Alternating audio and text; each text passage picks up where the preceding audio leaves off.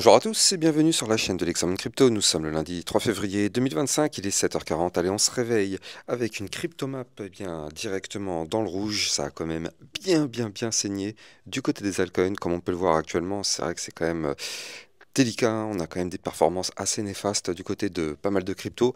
On est en vue jour quand même, on a du -20, -25% un petit peu partout. Ça fait très mal du côté des altcoins. Allez, on va regarder tout ça, on va regarder les news, on va regarder les indicateurs et bien sûr on va regarder notre Bitcoin et les altcoins. On s'installe confortablement et on démarre cette vidéo directement avec le calendrier macroéconomique de la semaine.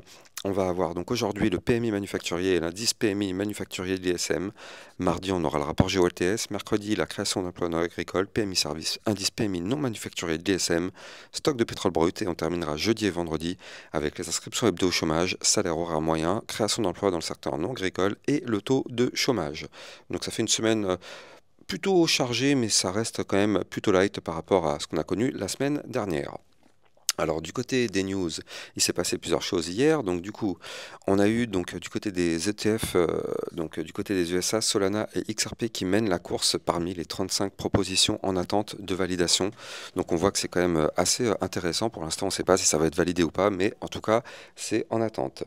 Alors, par la suite, on a eu donc dans le club Lexarocket la crypto Clore et la crypto LDO. Donc on avait fait le point sur ces deux crypto-monnaies justement pour voir ce qui se passait. Crypto Dilettante qui nous pose que les parents de Sam Bankman-Fried demandent une grâce présidentielle à Trump pour leur fils condamné à 25 ans de prison pour fraude. Ils auraient rencontré des proches de Trump, inspirés peut-être par la grâce accordée à Ross Ulbricht. Donc effectivement, on ne sait pas du tout ce qui va être dit, on ne sait pas du tout s'il va être gracié ou quoi. Bon, on verra ça, ça risque d'être quand même assez palpitant, mais bon, par rapport à ce qui s'est passé avec FTX, ça me semblerait quand même assez étrange.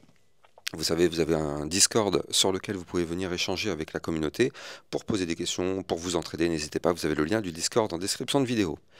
Hier midi, on avait vu la crypto-monnaie XRP. Alors, janvier, on a eu quand même un plus 9,29% du côté du Bitcoin. Il faut bien sûr comprendre qu'en général, le mois de février est un mois plutôt bullish par rapport aux crypto-monnaies. Alors même si effectivement là, ça commence plutôt mal, mais bon, le mois ne fait que commencer. Mais regardez, on a quand même normalement un mois de février assez bullish par rapport à tous les autres mois. C'est quand même un mois qui, par rapport au début du Bitcoin, on a eu on a eu que 3 mois, enfin deux mois qui ont été plutôt négatifs. Bon, le mois aussi de cette année 2025, mais bon, ça fait quand même pas mal de verts. Donc, si on suit les statistiques, ça devrait être un mois plutôt bullish. BlackRock qui continue de frapper. Donc, l'ETF Bitcoin Bybit, enfin IBIT, pardon, a accumulé près de 600 000 bitcoins en seulement 13 mois. C'est plus que les réserves de nombreuses nations. Donc c'est quand même assez fou de voir ça quand même en l'espace de si peu de temps, on va dire, parce que 13 mois, ça fait un peu plus d'un an. Avoir accumulé autant de bitcoins, c'est quand même juste dingue. Alors, du côté de l'Inde, on a eu un coup de massue fiscal sur la crypto. Donc, les détenteurs de crypto devront payer jusqu'à 70% de pénalité sur les gains non déclarés dans les derniers 48 mois. Donc, c'est une nouvelle taxe rétroactive qui commencera dès le 1er février 2025. C'est quand même assez violent, mais bon, c'est vrai que ça pique. Alors, je vous avais mis en avant effectivement un scénario potentiellement possible sur le Bitcoin avec ce double top. Bon, on verra ça tout à l'heure dans la partie analyse technique. On a ce graphique qui nous montre que les retails sont en train de vendre, par contre les baleines sont en train d'accumuler. Donc ça c'est intéressant de voir ça pour voir effectivement ce qui pourrait se passer dans les prochains jours. Et donc on le verra tout à l'heure, mais on a une Bitcoin dominance qui s'est mise à exploser. Bon, on verra ça juste après. Allez, on s'installe confortablement, on va regarder l'analyse technique, mais avant, je rappelle à tout le monde que tout ce que je vais dire dans cette vidéo n'a en aucun cas un conseil financier. C'est à vous de faire vos propres recherches et n'oubliez pas que le trading de crypto comporte des risques de perte partielle ou majeure. Alors bon, si le son n'est pas encore tip-top, c'est normal, je suis encore à l'hôpital et je pense que ce sera jusqu'à demain. Donc du coup, effectivement, je fais ce que je peux avec les moyens du bord, mais bon, ça devrait faire l'affaire en tout cas en attendant. Allez, on démarre avec notre Bitcoin, donc, et oui, on est sur une validation justement, souvenez-vous, je vous avais montré ici, donc dans les précédentes vidéos, on avait vu un premier top, un deuxième top, je vous avais dit attention, il faut absolument pas breaker le niveau de support donc des 101 508 et surtout le dernier point bas à 101 194 $.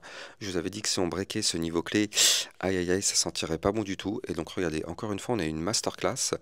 On a réintégré le range ici, vous le voyez par le haut. Et bien qu'est-ce qui s'est passé? On a chuté, on n'a pas été chuté n'importe où, on a été chercher Le bas du range. Donc tout simplement, c'est une masterclass du Bitcoin avec une réintégration du range en venant du haut. Ça voulait dire quoi? Ça voulait dire tout simplement que, une nouvelle fois, eh bien, la résistance, vous voyez ce trait bleu qui est là, qui, je le rappelle, c'est la résistance euh, haussière long terme, eh bien, encore une fois, elle nous a rejetés. Rappelez-vous, hein, c'est quand même une résistance qui est là depuis très très très longtemps, on l'a su depuis 2016, et regardez, à chaque fois, systématiquement, qu'on a été chercher cette ligne, à chaque fois, on a été rejeté.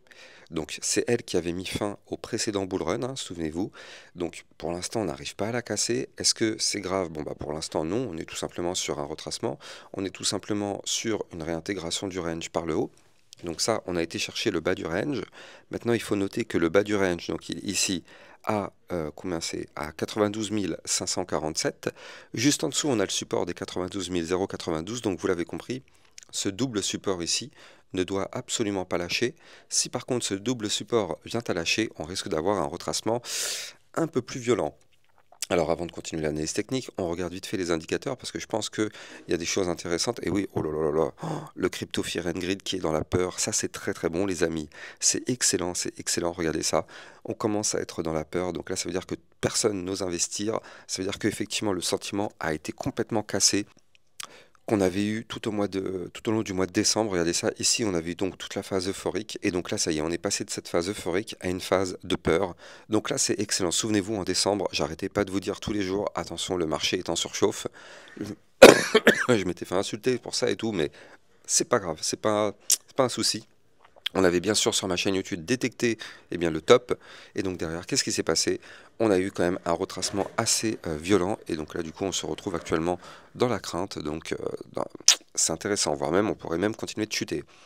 Du côté bien, de la map de liquidité, on a fait le balai. Hein, regardez, au sud, on a été chercher tout ce qu'il y avait à chercher. Donc là maintenant, du coup, il n'y a plus rien. C'est simple, il n'y a plus rien. Il n'y a plus rien au sud. Il n'y a plus rien à venir chercher. Par contre, regardez ça, au nord, ça commence à réaccumuler à partir des 102 000, donc des 102 000 jusqu'aux 106 000, on commence à réaccumuler. Donc effectivement, est-ce que maintenant ce serait la bonne idée d'aller chercher ces niveaux clés? Eh bien écoutez, c'est là où ça devient intéressant parce qu'avec un Fear and Greed Index aussi bas, et puis avec maintenant donc des indicateurs comme ça, on est actuellement sur un bottom hein, du côté du Bitcoin, vu qu'on est sur le bas du range, donc c'est un niveau clé qui pourrait effectivement tenir. Bien évidemment, si le Bitcoin décide de chuter, il continuera de chuter. Je rappelle que si le Bitcoin casse les 92 092, l'idée c'est de retomber encore plus bas. Regardez ça. Souvenez-vous, donc il y avait ce fameux gros double top dont je vous avais parlé ici. C'est là où on revient sur ce que je vous avais mis sur Twitter. Regardez ça. Je vous avais mis en avant un scénario en vous disant attention, potentiel double top sur le Bitcoin. Eh bien regardez, on y est. On est en plein dedans actuellement. Il est formé, il est sous nos yeux. Il est là. On ne peut plus dire que ça n'arrivera pas. Pourquoi je vous dis ça? Parce que là, on est actuellement sur le niveau clé. Je rappelle que la ligne de coût de ce pattern en double top, c'est les 93 147 $. C'est le niveau clé à ne pas breaker. Enfin, voilà, donc c'est un premier déjà niveau de support. Et le vrai niveau de support qui déclenchera un mouvement baissier important, c'est les 92 092. Donc vous l'avez compris, là, le double top, il est vraiment il est formé. Il n'est pas validé, mais il est formé. C'est-à-dire que là, ça y est, on a été chercher quand même la ligne de coup. Pour l'instant, heureusement, ça a tenu. C'est une zone de support. Hein, je rappelle, c'est 92 092. Heureusement. Mais il faut bien sûr comprendre que si jamais on valide ce double top, il ne faudra pas être surpris, hein, parce que la target théorique du pattern, c'est les 82 641. Maintenant, pour les plus inquiets, est-ce que c'est grave? Eh bien, il faut bien sûr comprendre que le Bitcoin a breaké, donc ici au mois de novembre, le range dans lequel il avait consolidé depuis le mois de février. Et donc on avait breaké ici les 71 894. Donc à partir du moment où on avait breaké ce niveau clé, on a explosé. Mais à aucun moment on a eu le pullback. Comme vous pouvez le voir ici, à aucun moment on a été retester ce niveau clé. Et qu'est-ce qu'on avait dit à ce moment-là? On avait dit oui, profitons de la fête, mais un jour ou l'autre, souvenez-vous, on reviendra retester ce niveau clé. Et donc là, est-ce que ce jour arriverait dans les prochaines semaines avec ce double top? Eh bien écoutez, on va surveiller ça, mais là pour le moment, ce qu'il faut se dire, c'est qu'on a eu une cassure qui pour le moment n'a jamais été retestée. Donc prudence, prudence. Je ne dis pas qu'on va retourner en réalité aux 72 000, mais de toute façon, tant qu'on est au-dessus de ce niveau clé, il n'y a pas de souci en vue long terme. On a cassé bullish ici. On est toujours au-dessus pour le moment. On peut très bien revenir rechercher ce niveau clé qu'on sera toujours bullish. Il faut vraiment comprendre ça. Même si le Bitcoin ferait un retracement très violent pour retourner rechercher pourquoi pas les 85 000, 80 000 ou encore pourquoi pas ces fameux 72 000, on serait toujours bullish, même si du côté des altcoins ce serait un bain de sang, alors ça bien évidemment vous le savez, mais du côté du Bitcoin, la situation serait toujours bullish. Le RSI hebdomadaire, regardez, enfin pas le RSI, mais le ruban de moyenne mobile, eh bien il est ici. Actuellement, on est toujours au-dessus du ruban, donc on est toujours bullish. Du côté du RSI hebdo, on est actuellement à 58, donc ça c'est bien. La chute qu'on a connue récemment, enfin c'est en fin de semaine là, nous a permis de nous éloigner de la zone de retracement. Donc du coup, ça c'est excellent. Regardez, hein, souvenez-vous, je vous en avais parlé de cette zone. Je vous avais même parlé d'une divergence baissière, mais bon, celle-ci a été annulée. Mais c'est pas grave, on avait quand même repéré le double top. Donc non, du coup, c'est cohérent. Pour l'instant, c'est cohérent. Mais pour l'instant, surtout, le niveau clé à ne pas breaker, pour l'instant, il tient. Et donc là, c'est là où c'est rassurant. C'est que oui, on a cette figure chartiste très dangereuse, mais pour l'instant, les bulls ont l'air de vouloir protéger un petit peu quand même le cours. Bon, on verra bien. Affaire à surveiller quand même de très très près dans les prochains jours. Du côté du momentum MACD, on est pour l'instant toujours dans un momentum contrôlé par les bears. Par contre, la mauvaise nouvelle, c'est quand même en vue jour, vous le voyez, hein, on a perdu le ruban en vue jour. En vue hebdomadaire, pour l'instant, ça va, mais en vue jour, on l'a perdu. Donc ça, c'est quand même pas forcément une news très très belle. Mais bon, encore une fois, pas d'inquiétude, on est dans un range. Ce range, souvenez-vous, il a tenu ici, regardez, on était rentré dans le range en décembre, et donc regardez, on est venu tester une première fois ici, une deuxième fois ici, une troisième fois, une quatrième fois, une cinquième fois d'ailleurs aujourd'hui, donc pour l'instant ça tient, et tant mieux du côté du Bitcoin. Donc, est-ce que ça va tenir une nouvelle fois? Bah écoutez, on n'en sait rien, on n'a pas de boule de cristal, tout ce qu'on sait c'est qu'actuellement, eh bien, on est posé dessus, donc pour le moment, tout simplement, ça tient. Allez, on va aller regarder ce que nous fait notre Ethereum et les autres cryptos. Oh là là, le massacre. Oh, regardez ce que nous a fait l'Ethereum. Donc souvenez-vous, l'Ethereum était dans une phase de configuration en range. Avant de continuer, je rappelle que vous pouvez me suivre sur Twitter pour recevoir toutes les news, toutes les actualités. Et n'oubliez pas de venir rejoindre le club Lexa Rocket, ça vous permet de recevoir encore plus de vidéos que ce que vous avez sur YouTube, avec des vidéos concernant des suivis réguliers et des vidéos concernant des potentielles crypto-pépites, même si en ce moment il n'y en a pas trop, des pépites, vu la configuration du Bitcoin. Mais c'est pas grave, on a quand même des suivis réguliers par rapport à toutes les autres crypto-monnaies, donc n'hésitez pas à venir rejoindre le club, le lien est en description de vidéo. Donc là, du côté de l'Ethereum, vous le voyez, on a cassé donc hier le range par le bas ici. Je rappelle, il fallait absolument pas breaker les 3125. On a breaké malheureusement les 3125. Qu'est-ce qui se passe? Signal de vente. On a été chercher le support numéro 1 ici à 2900. On a été chercher le support numéro 2 à 2555. Je ne sais pas si vous vous rendez compte, l'Ethereum a été chercher les 2100. On a même fait une mèche ici à 2125. Je ne sais pas si vous vous rendez compte, l'Ethereum a fait une chute en l'espace de 2 jours de moins 31%. Mais juste rendez-vous compte de ça. Regardez ça du côté du RSI, l'Ethereum est actuellement à 28 de RSI.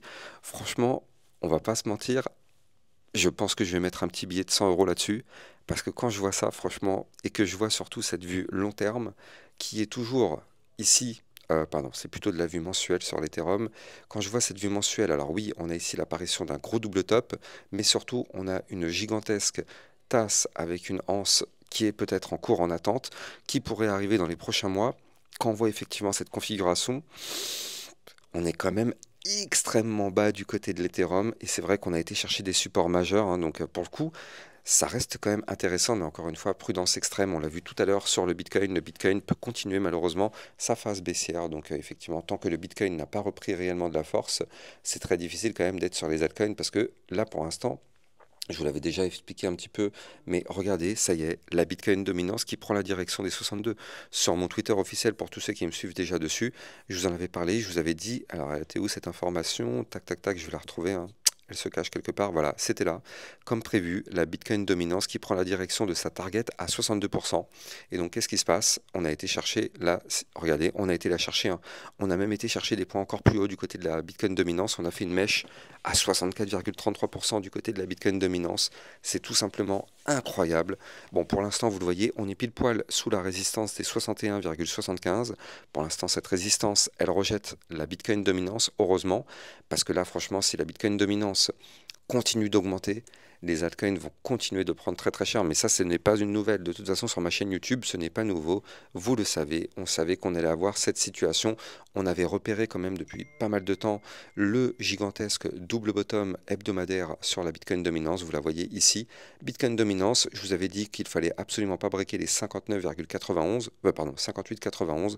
Malheureusement, on a breaké et regardez ça. On va aller chercher la target, mais je suis quasiment sûr que c'est... Et bien voilà, bingo, on a été chercher la target du pattern. La target, c'était les 62,49. On a été les chercher, voire même plus haut. Heureusement qu'on a cette résistance à 61,75 qui nous permet d'éviter d'aller beaucoup plus haut, en tout cas pour le moment. Mais prudence, hein, on peut très très bien continuer de pousser et avoir des impacts très négatifs du côté des altcoins. Par contre, quand la Bitcoin dominance va chuter, il ne faudra pas se dire que ça y est, c'est la alt season et tout ça, hein. Non, non, non. Il y a plein de youtubeurs qui vont vous parler de ça, mais ce n'est pas quelque chose qu'il va falloir écouter. Il faudra bien sûr se dire que ce sera tout à fait normal. Après la chute qu'on a eue, les altcoins vont sûrement reprendre de la force. Si le Bitcoin arrive à baisser en dominance, les altcoins vont reprendre de la force. Ce ne sera pas une alt season, toujours pas malheureusement. Donc, ne vous fiez pas à ce que vont vous dire les youtubeurs, ça c'est pour vous faire des vues, mais nous ne sommes pas naïfs sur ma chaîne YouTube. En tout cas, j'espère que vous avez kiffé la vidéo, n'oubliez pas de liker, commenter, partager au maximum. Abonnez-vous à la chaîne YouTube pour recevoir tous les jours une, 2 à 3 vidéos concernant le Bitcoin et les altcoins. Je vous souhaite de passer une très bonne journée, je vous dis à plus tard, ciao ciao.